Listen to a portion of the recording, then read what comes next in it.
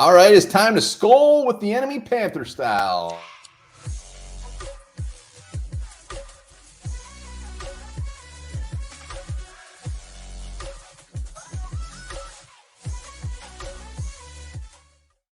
All right, welcome back to Onebar and Lupagus show on Onebar with Lupagus special guests from Panthers Nation podcast. We got Shada and Dave in the house. We got a fancy foursome for you. We're going to talk some Vikings, Panthers, the battle of the 0-3 squad. So Rashad, Dave, welcome to the show, man. Appreciate it.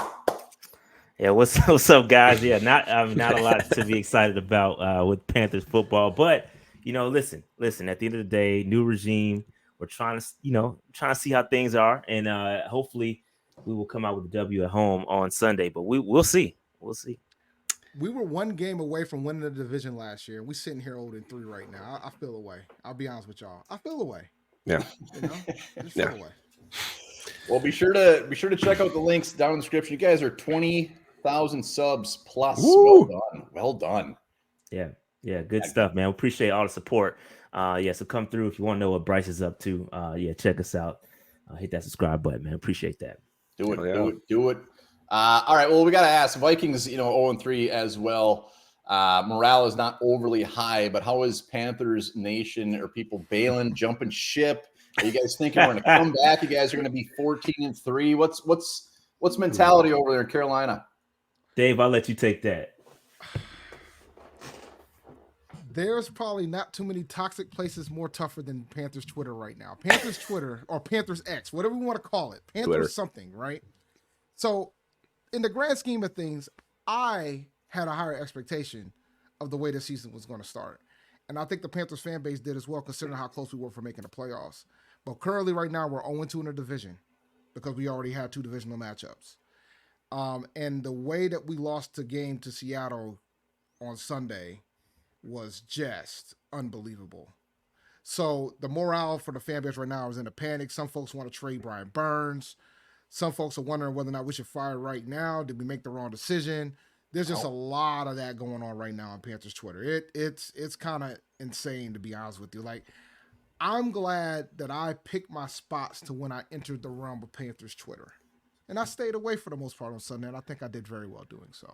It sounds a lot like Vikings Twitter. Yeah, so what Dave fails to realize is, see, Dave, like the other people that feel that way, set themselves up for this because they had high expectations coming to the season. He keeps talking about, we were one game from winning division. So was every other team in the division. Like, let's be honest here. Dave's bubble. They were all bad. Like Dave likes these talking points that sound great, but in reality, they don't make much sense. Listen, bro, we were two CJ Henderson TD passes given up from winning that division. And so was everybody else. See, so you come in with these unrealistic expectations with this, with Frank Wright coming in, trying to get his scheme right. It's apparent that we don't have the dogs that do what he wants to do. We're trying to square peg round hole. It just doesn't. What we're doing right now is not working. And so there's a lot. We have this quote unquote all-star, coaching staff. We put together this amazing Jim Caldwell, Israel Evero, like all these guys are great coaches on paper, but it's just not translating fully to the field. And so what's happening is every game. Now Dave said he's surprised that we lost the way we lost to the Seattle Seahawks. Dude, we lost every game the exact same way. We're in it 3 quarters. Come third quarter, into the third quarter, the wheels fall off and we lose in the fourth quarter. Every game we're within a possession going into the third quarter and we lose it in the fourth. And we go down 2 possessions and we start scrambling. So, I mean, we're going to be competitive on Sunday. Don't get me wrong. You're going to see a competitive team. We have a tough defense depending on who plays a lot. I mean, we probably are the most injured team on the planet right now. The injuries are ridiculous. J.C. Horn out. Frankie Louvu's injured, hobbled up.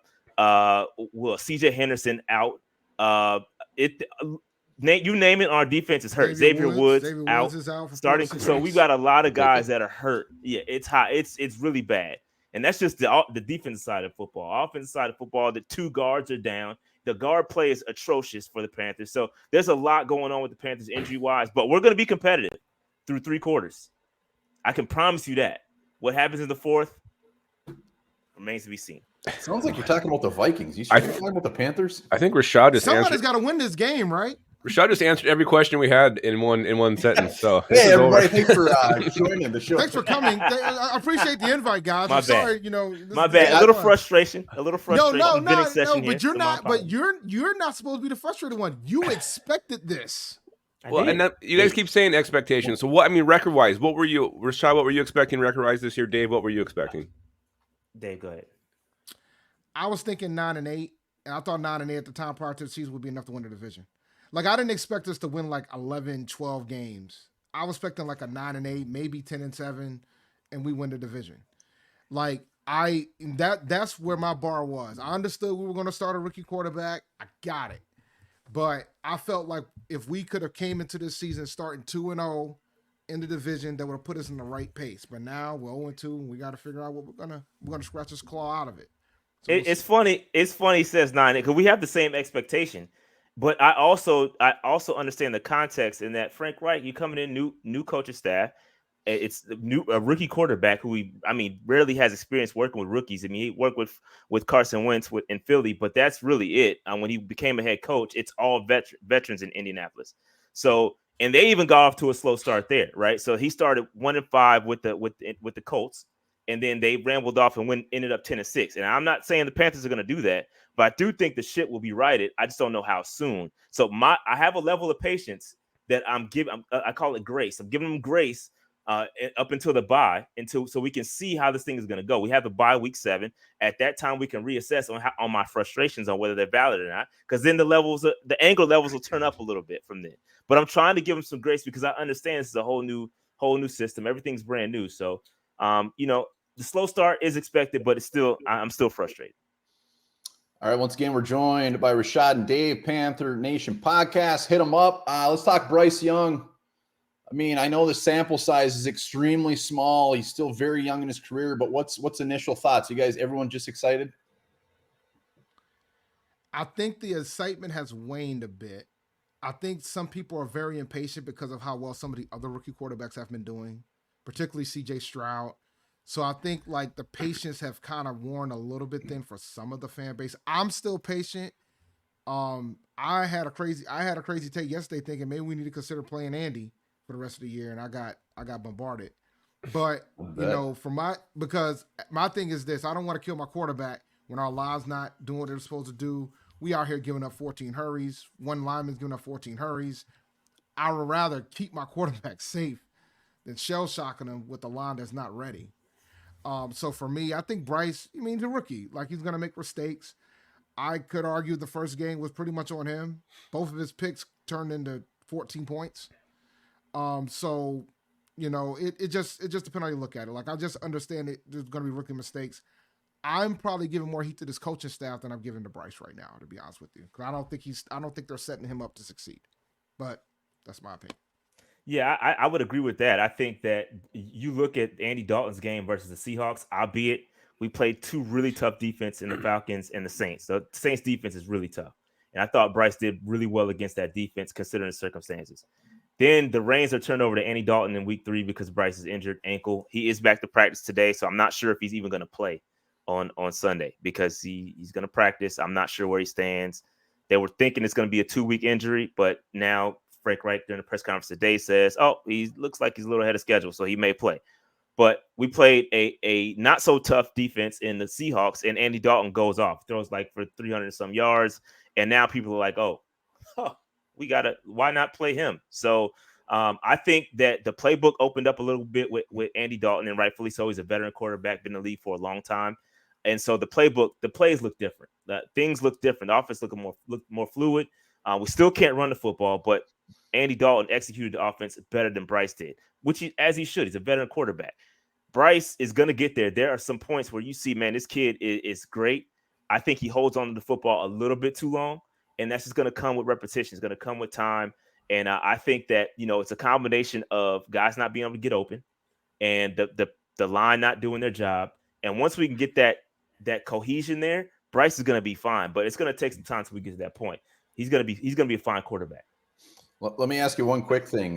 Just knowing I'm putting myself as a Vikings fan, we're very delusional and insane. Like, if this was Vikings Nation right now, we would be saying, oh man, we should have waited till 2024 and got one of those quarterbacks. Are you guys getting any of that? All right, I have a feeling you might be. I say yeah, but the problem is I think we more so have buyer's regret on the trade. Like, so we traded DJ Moore to get Bryce, and now people are freaking out because not only do we not have DJ Moore, we don't have a 2024 pick. So our first round pick is in the hands of the Bears, who both suck. We both suck, right? So even though they suck, they're in a better position than we are because they have our pick. They're going to have two potentially, as it stands right now, top two picks. You know what I mean? So I'm just saying, as it stands right now, it's extremely early. I'm just saying that's more so the regret than us getting a quarterback next year. Is the fact that we don't have DJ Moore, and now we're trying to scramble to say, oh, let's go trade our best edge rusher in Brian Burns so we can recoup our first round pick so that we can then go get weapons for Bryce. That's more so the conversation happening right now. But here's the thing that I want you guys to think about too. We traded our first round pick next year. If you don't think our current owner doesn't want to win now, he was willing to do that because he thought that we were that close. And we just needed a quarterback. And we sitting here 0-3. So I understand when Rashad was talking about, right start slow and blah, blah, blah. And nah. It's true. Nah. Our owner don't care about that, bruh. He just gave up first round pick. He will be furious if we give away the second overall pick, the first overall pick, or the third overall pick to Chicago. Period. Who according to Rashad, suck. I don't know if you guys caught that. Bears suck. They do suck, but they got their own pick. Yes. They got their own pick. And we played them this year too. They got their own pick, and they got ours. Man, this is fantastic. You guys bicker about as much as Lupagus. Yeah, this is very, very familiar territory here. Well, you guys mentioned the injuries. How much does that contribute to your 0-3 start? What? Like everything? Oh, no. Look, man, I'm trying my best to stay out of trouble. People already felt the way what I said about Christian McCaffrey before he got traded. So, I don't think that attributes to the 0-3 start. I think Rashad probably thinks the Bryce. Bro. Okay, let me. That is complete BS. Let me read off to you these injuries. Like, it's really bad. Like, we got guys on. No, but he said, "What if it?" Are you when he asked how much? I was thinking, how big of it is it? How big a part is it? Major. It's major, bro. No Shaq Thompson. No Shaq. We wouldn't be 3-0. I don't think it'd be 3-0, but it's major. Mr. Shaq Thompson. If we had J.C. Horn, how much would that change things? We got beat deep in the fourth quarter in both games. That's how we lost. Having J.C. alone changes things, right? So it's a major deal. Having the continuity with the offensive line, Austin Corbett, having Brady Christensen on the offensive line that was really good last year. Maybe that changes the way the plays are called. So yeah, it changes everything. No, I took the question wrong. I thought you were talking about if the slow start caused the injuries. Oh no. I took the question wrong. Okay. Yes, what Rashad said. All right. Yeah, I was in conspiracy theory Dave mode right there. What Rashad said. Yes, absolutely. Like, whenever I see a long pass, the first thing I think about is the fact that JC's not out there. Mm-hmm. But, we're kind of used to JC not being out there because he can't stay healthy anyway. Yeah, we're used to it at this point. But, I mean, it is what it is. He's great when he's on the field. That's the problem. Mm-hmm. He's a top 10 corner in the NFL when he's playing. Mm-hmm. Problem is he ain't playing. He's missed more games in his career than he's played with the Panthers, and it sucks. So that sucks. Yeah, I hate to benefit from your guys' horrible injuries so far. Looking at that list is brutal, but at this point, we'll take anything we can get. Injuries, the same way. Injuries. I mean, you got Mingo. It appears he's out, right? Quarterback Bryce Young. That's the big question mark. So you kind of already answered it. But what quarterback do you think we're going to see, and which quarterback do you want to see? What are you trying to do? What are you trying to do? Wait, Rashad. No. Let's preface this. Rashad, if you want to win the game, which quarterback do you want to see? Okay, little different question. I want to see Bryce Young in any scenario, but I see what you're trying to do with that question, Onebar. I don't like the way you're trying to set me up. You're trying to get Panther Nation on my back, man. Come on. Yeah, I should have. I should have. 1, 2, 3, 4, 5. Yeah, not. Yeah, obviously, I want Bryce Young to play. I want to get the experience, even if we lose, right? I still want him to get that valuable experience. So Bryce is the guy. If he's available, then he's got to play. So Bryce is my guy. if you want to win, you probably should try Dalton out there. I'm keeping it a buck. He's 2-3 against the Vikings all time. 2-3. 2-3 against the Vikings all time. One was with the Bears though, so that doesn't count. So really 2-2. Yeah, 500. Fair enough. I mean, you can't. When the Bears is where wide receivers go to die. Yep. So, it's kind of that's a tough place to be. But seriously, Bryce. I'm hoping that Bryce starts. But he's still a rookie. I'm trying to save face for Bryce too, but I think it'll get interesting because it looks like if since Bryce is making progress with his injury, his likely looking like it's going to be him, and I think he needs that. He needs those reps too. So I'm fine with Bryce starting. Right, well, you just mentioned wide receivers a couple of sentences ago. How has Adam Thielen looked so far? Are you guys fans of Adam Thielen? What's he brought to the team? I do like Adam Thielen. Look, man, I hope he goes ham on y'all on Sunday. That's not polite. blood and guts, man. No, sure. Blood and guts action because we need whatever we can get. He had a phenomenal day against Seattle on Sunday. Is he looking old? No, he's not. Hey, no, listen, he's not. Out there, man. He was looking a little old at the end of last season, so I'm glad to hear that. Let me tell you this. If we didn't have Adam Thielen, we would be in a world of trouble.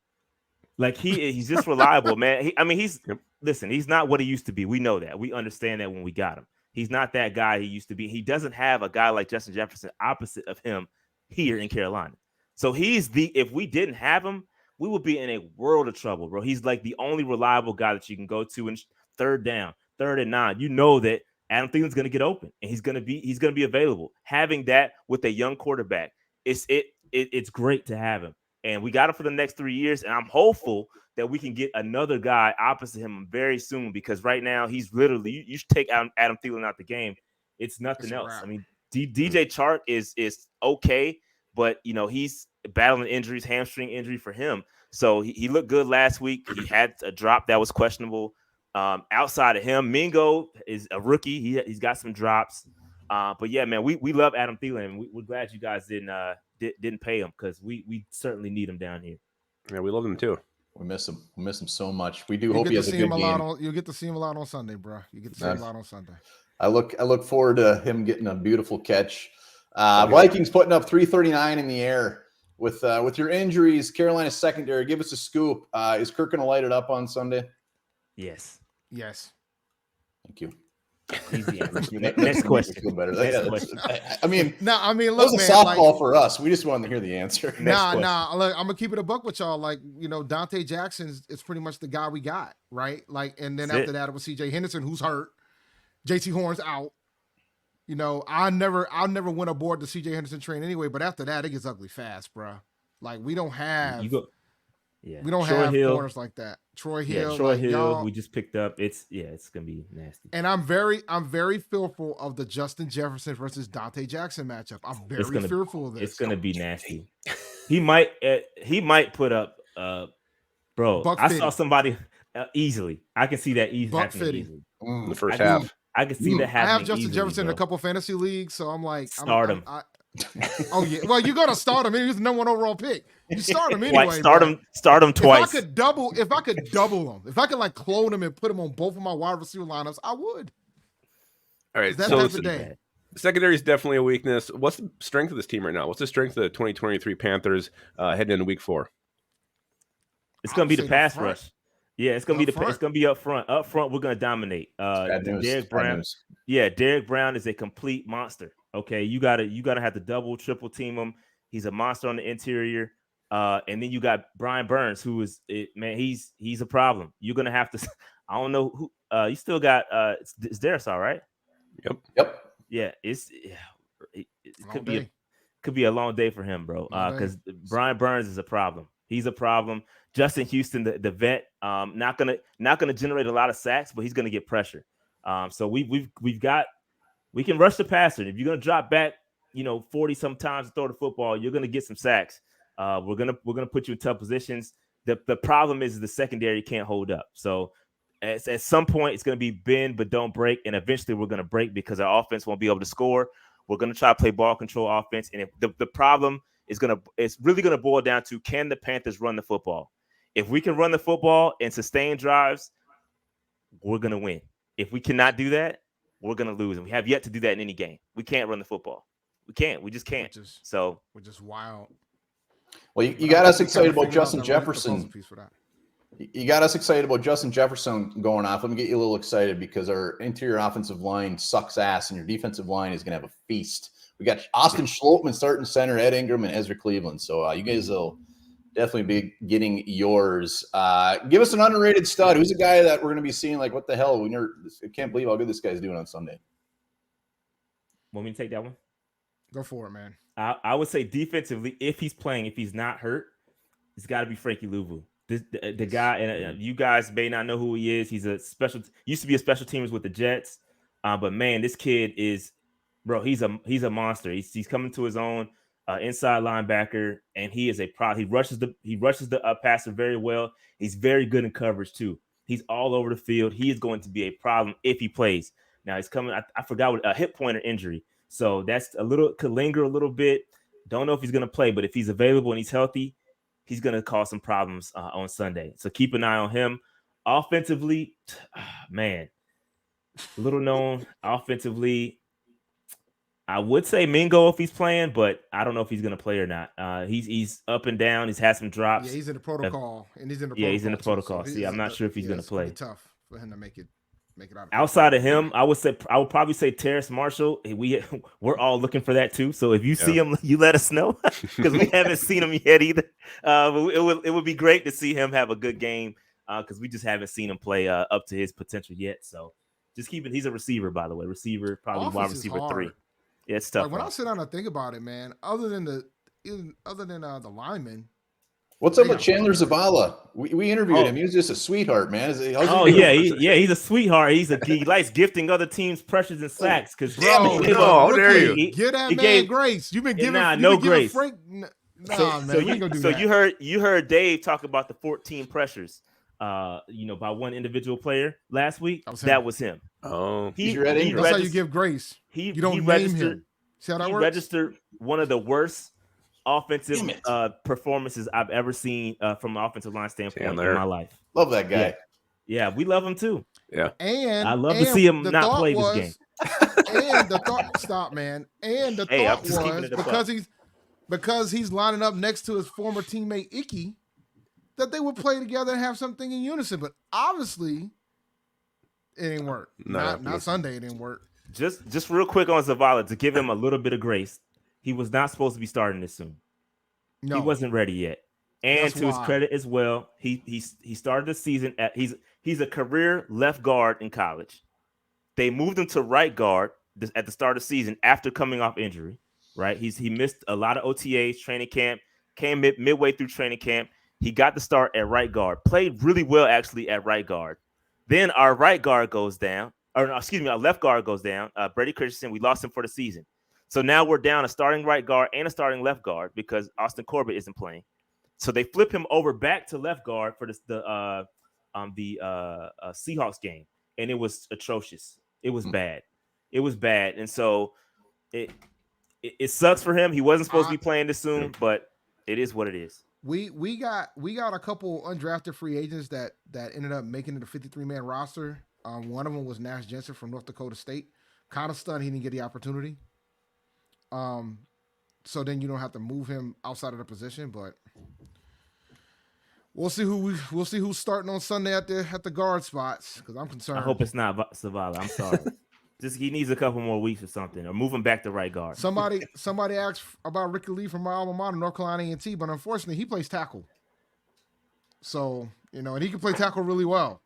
So he's not ready to play guard yet. I mean, I'm thinking Pinsley could do it, but I wouldn't do that. All right. Well, guys, this has been a hell of a lot of fun. Again, Panther Nation podcast. Check it out. Links in the description below. But 2-0-3 teams this Sunday. Who leaves Bank of America Stadium 0-4? Y'all. No! No! Bruh, listen, man, I'm trying to save Panthers Twitter. If it's us, man, that thing's going to explode. Eli won't have enough bits and bytes to take care of them tweets that's going to happen if we end up 0-4. Because you gotta consider, right? Like this is the perspective I have. You got to consider the path, right? We brought back Matt Rule for his third year. He sucked to the point where he got fired in the middle of the season. We brought in Steve Wilks. Steve Wilks won more games in 12 games than Matt Rule could do in the 3 attempts he had. We decided not to hire him because we wanted an offensive guy. Our offense has looked atrocious so far, other than Sunday, right? Offense hasn't looked good. We cannot afford to go 1-4. Twitter would explode. Yeah, so actually, just real quick, I do agree. I think the Vikings are gonna lose this game. I think we're gonna get it on track. I know we're all Debbie Downer over here, but I promise you, if you watch the Panthers, we're gonna be competitive through 3 quarters. What matters is that fourth quarter. What happens in the fourth quarter is gonna determine who's gonna win this game. Obviously, but I think that if it all boils down to the run game, I think we're gonna get the run game on track. I'm gonna be interested to see who's playing what from a guard perspective, but I think the Panthers are going to get it right. Eventually, we're going to right the ship, whether it's this week, next week, or the week after that. We're going to start to see what the Panthers really are. We're just dealing with a lot of injuries right now, and we're gonna level out, and I think it's going to start. You know what the crazy thing is? The previous head coach we had didn't know what to do after the second quarter, and now we got a head coach that don't know what to do after the third. That's improvement, right? Yeah. That's the way you want to look at it. I mean, if you want to look at it that way, I would prefer a coach that can play all 4. You know, just get all 4 done. And I saw a wild stat about y'all last week. I'm not going to like this. Y'all last season was undefeated in 1-possession games. Yep. Yeah. Yeah, we didn't have any fingernails. Yeah, so I think y'all were 11-0, if I remember correctly. Mm-hmm. Wild. That's a wild stat. It's different this year. Yeah, much different this season. The regression to the mean is happening to you guys right now. Karma's coming back. Yeah. All right, there you have it. Wait, no, hold on. What do you guys think? I want to know what you guys think about the game. Of course you know what they gonna think. Nah, man, we gotta know. You know what, this is gonna sound really rude, and it's not meant to be. With your injuries and the fact you're 0-3, the Panthers, I mean, Viking, at least my thought is like we better win. If we lose this, we might as well just say, I mean, it's gonna be 0-17. Like, this is the game that we got pegged is like a win. Mm-hmm. And if it doesn't happen, it's like shit. Like you said, Twitter's gonna explode. Lupagus and I are gonna explode live. I want to hit the floor. He'll do it. I want to see. I want to see what that riled up just thinking about losing. That's horrible. Hey, but it's listen, definitely possible. We've given away 2 games already. 3 games even. Don't sleep on the Panthers, man. Don't sleep. No, I think this was the game that we circled that we were going to win. Then I actually watched the Saints game when you guys were on Monday night, and I was pretty damn impressed by your pass rush. I'm like, oh, this thing can be as easy as we all thought. Yeah, this is not going to be a gimme. It's going to suck. It's going to come down to 1 possession or 1 score. I certainly hope not. And it always does. No, I do. They ain't won one yet this year. I absolutely do. This is going to be a tough SKOL'ing to beat, man. This might be a top 1, and we're only in week 4. Absolutely. Yeah. It's fantastic. Look at Davies. Look at he exploded. He Dave exploded. Yeah, Dave definitely exploded. That's a terrible spot to freeze too, bro. I love it. He looks great. That's the thumbnail for this. Yeah, absolutely. Jesus Christ. Come on, man. That is a terrible spot to freeze up. There we go. Because I got a phone call. That's why. It's not supposed to do that when I have. Don't use that one, man. Come on. Don't. Listen. We won't. Listen. We'll do them well. Well, hey guys, this is awesome. Appreciate it. Good luck on Sunday. May the best of the worst teams win. And again, hit up the link down in the description. Over 20,000 subs. They got an awesome channel. Can I plug one thing real quick? I just want to say this: if you either way, win or lose, Dave and I will be doing a post game on Bleacher Report app. Nice. So we got invited to go on Bleacher Report. So follow us on Bleacher Report. Follow the Panthers. You'll see it. Again, win, lose, or draw, come out there, show us some love. We appreciate that. Oh, yeah. Absolutely. All right. Thanks, guys. Appreciate it. Peace out, fellas.